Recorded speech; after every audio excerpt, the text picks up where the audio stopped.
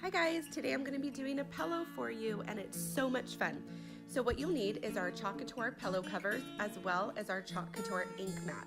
This holds your fabric in place because it has an adhesive on it and prevents bleed through.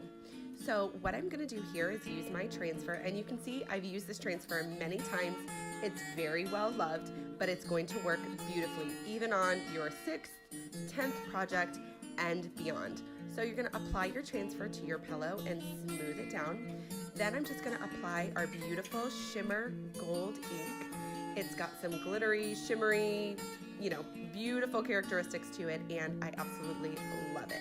So I'm just going to go ahead and smooth this onto our pillow, and a little bit of a less is more technique is great with this, and so you're just going to go ahead and put your gold on. Then I came in and I did all the leaves with our beautiful eucalyptus ink. It's absolutely beautiful. It's my new favorite color, and so I'm just going to apply this on here.